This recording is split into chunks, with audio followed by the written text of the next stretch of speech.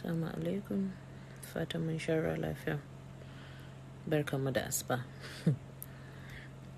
Na kasa bacci ne. Ina so in roƙi arzikin gwamnati ta daga mana wannan lockdown ɗin. Don girman Allah baba kai ƙara mana wani subscription. Don Allah. Wallahi mun gode ya isa haka nan. Amma mun mishi alƙawarin za mu yi abiding by rules ɗin da ake bi na gyara na wannan ɗaukan matakai na COVID-19. Symptoms ɗin are things wanda people have been suffering a kansu. Ba sabon abu ba ne wannan. Sannan NCDC tana discharging mutane da yawa kusan kullum. Yau ina ganin wajen almost mutum kusan 1,000 aka yi discharging, kenan akwai maganin nan. To a taimake mu a gaya mana me maganin shi. Sai a ɗan sake mu je duk mu nemi magungunan mu aje. Mu mun yafe ma gwamnati ma ba sai ta ba mu kuɗi mun je mun siya ba. Tunda dai kuɗin nan ko an raba su ba su zuwa kanmu.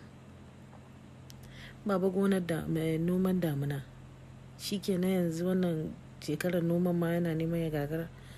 Akwai damuwa fa. Sannan yunwa wallahi ana yunwa. Baba talakawa muna jin jiki wallahi. Wallahi. COVID-19 is a war and we get everyone prepared tunda abin nan haka yake. To ba a ce mana komi ba. Ba wani preparation nan mun samu yaƙi za mu yi da wannan abu. Gwamnati ba za ta iya ita kaɗai ba, dole sai da haɗin mu talakawa. Me haɗin mu shine abin mu fita mu nema maganin mu da kanmu. Ba mu ɗora mata nauyi ba ma, mu mun haƙura da wannan. Tsakani da Allah. Amma dai akwai jin jiki a cikin wannan hidima. A taimake mu magungunan da ita NCDC take bada a gaya mana mu, a rubuta mana mu kwafa. Mu je mu siyo mu kawo. Mu ajiye in tsautsayi ya sa ka je ka samu wata sai ka zo ka sha maganinka. Symptoms ɗin things wa'inda mutane an daɗe ana hidima da su. Ciwon wuya, zazzaɓi, duk ba wanda mutum bai saba da shi ba. Don girman Allah don annabi, baba a shiga wannan magana. Damuna ta ɗan fara tsayawa, noman nan na damuna akwai alheri cikin shi. A duba mana don girman Allah.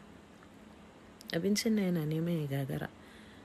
Zaman gidan nan baba ba zai taɓa yiwuwa ba fa. A sake mu amma mu za mu kiyaye dokokin duk wani na bi da za mu kare kanmu daga wata cuta. Insha Allah alƙawari ne wannan muka yi mu talakawa. Wallahi mun yarda da duk wani abin da za a sa mana doka amma a dai sake mu ɗan tsarara don Allah baba. Allah Ubangiji ya sa ka gama mulkin nan lafiya. Mun gode Allah ya saka da alheri.